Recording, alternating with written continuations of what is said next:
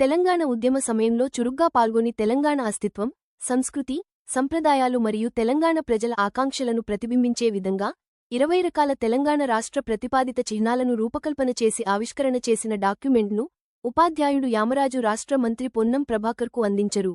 సిద్దిపేట జిల్లా హుస్నాబాద్ పర్యటనలో ఉన్న మంత్రిని కలిసి ఉద్యమకారుడిగా ప్రజాప్రభుత్వంలో తనకు తగిన గుర్తింపు ఇవ్వాలని విన్నవించారు.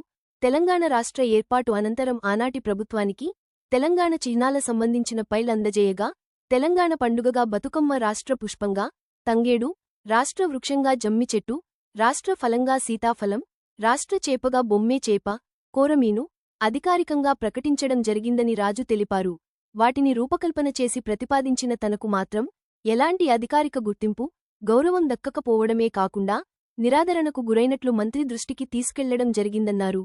తెలంగాణ ఉద్యమకారునిగా గుర్తింపుతో పాటు ప్రతిపాదిత తెలంగాణ చిహ్నాల రూపకర్తగా ముఖ్యమంత్రి రేవంత్ రెడ్డి దృష్టికి తీసుకెళ్లి తనకు తగిన గుర్తింపు ఇవ్వాలని మంత్రిని కోరడం జరిగిందన్నారు.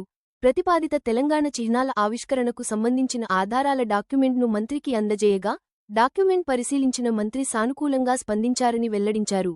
అదేవిధంగా తెలంగాణ ఉద్యమకారుల కమిటీ సభ్యుడు, ఎమ్మెల్సీ ప్రొఫెసర్ కోదండరాంను కూడా కలిసి డాక్యుమెంట్ను చూపించి తగిన ప్రాధాన్యత ఇవ్వాలని కోరడం జరిగిందన్నారు.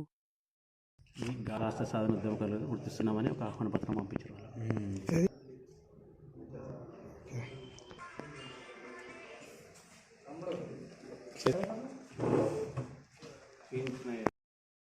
అవకాశంగా నాకు ఇచ్చినందుకు సందీప్ రెడ్డి సార్ నేటి వచ్చేసి గోదావరి కానీ తెలంగాణ రాష్ట్రం కోసం ఎన్నో ఉద్యమాలలో నేను ఇంపార్టెంట్ రోల్ ప్లే చేసిన విద్యార్థి నాయకుడిగా చాలా ఉద్యమాలు చేసినప్పటికీ తెలంగాణ రాజ్యాంగం ఒక బాధ దుఃఖంతో అప్పుడు ప్రాణం కూడా లెక్క చేయకుండా ఇటీవల ప్రజాప్రభుత్వం కమిటీ వేయడం శుభపరిణంగా భావిస్తూ తెలంగాణ ఉద్యమంలో ఉపాధ్యాయునిగా వినూత్నంగా నేను పాల్గొనడం జరిగింది.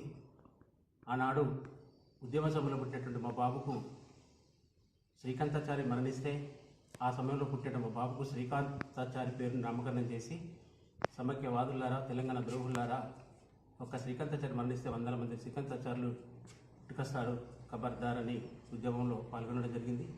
అంతేకాకుండా రాష్ట్రం ఏర్పడేంత వరకు నల్లని పెంటో ధరించి దాదాపు 1222 రోజులు నిరసన తెలియజేసి రాష్ట్ర ఏర్పాటు అనంతరం విరమణ చేయడం జరిగింది.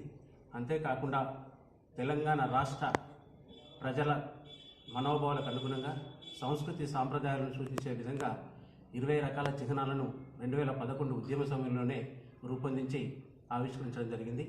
ఆనాడు ఉద్యమ సమయంలో ఆవిష్కరించినటువంటి చిహ్నాలలో పుష్పం తంగేడు, ఫలం సీతాఫలం, చెట్టు జమ్మి చెట్టు, చేప బొమ్మ చేప, పండుగ బతుకమ్మ లాంటి చిహ్నాలు ఆనాటి ప్రభుత్వం గుర్తించినప్పటికీ రూపకర్తగా నాకు ఎలాంటి గుర్తింపు గౌరవం దక్కలేదు.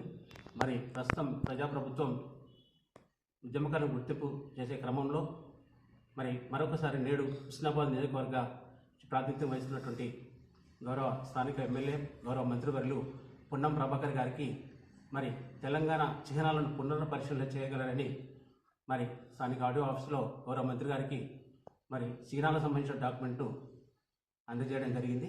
మరి వారు ఆ చిహ్నాలకు సంబంధించినటువంటి వివరాలను పరిశీలించి మరి దానికి సంబంధించినటువంటి చర్యలు తీసుకోవడం సానుకూలంగా స్పందించారు. మరి నేను ఈ స్థానిక పౌరుడిని హుస్నాబాద్ ప్రాంతానికి చెందినవాడు కాబట్టి మరి రాష్ట్ర ప్రభుత్వంలో క్రియాశీలకంగా ఉన్నటువంటి గౌరవ మంత్రివర్యులు పొన్నం ప్రభాకర్ గారు తప్పకుండా రాష్ట్ర ప్రభుత్వం దృష్టికి, గౌరవ ముఖ్యమంత్రి రేవంత్ గారి దృష్టికి తీసుకెళ్లి మరి చిహ్నాలకు సంబంధించినటువంటి ఫైల్ను పునఃపరిశీలించి సరైనటువంటి గౌరవం గుర్తింపిస్తారని ఆశాభావం వ్యక్తం చేస్తున్నాను. 2011 ఉద్యమ సమయంలో ఆవిష్కరించినటువంటి చిహ్నాలను ఆనాడే జాతిపితగా ప్రొఫెసర్ జయశంకర్ సార్ను గుర్తించాలని సూచించడం జరిగింది. అంతేకాకుండా అందశ్రీ రచించినటువంటి జయ జయ తెలంగాణ కూడా తెలంగాణ గీతంగా గుర్తించాలని 2011లోనే ఆవిష్కరించడం జరిగింది. మరి ప్రజాప్రభుత్వం అధికారంలోకి వచ్చిన తర్వాత అందశ్రీ గారి జయ జయ తెలంగాణను అధికారికంగా గుర్తించడం అనేది చాలా హర్షణీయం, సంతోషం.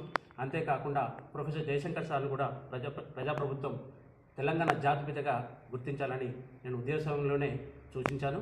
ప్రస్తుతం కూడా తెలంగాణ ప్రభుత్వాన్ని, ప్రజాప్రభుత్వాన్ని తప్పకుండా పరిశీలించి మరి జయశంకర్ గారిని జాతిపితగా గుర్తిస్తూనే ఆశాభావం వ్యక్తం చేస్తున్నాను.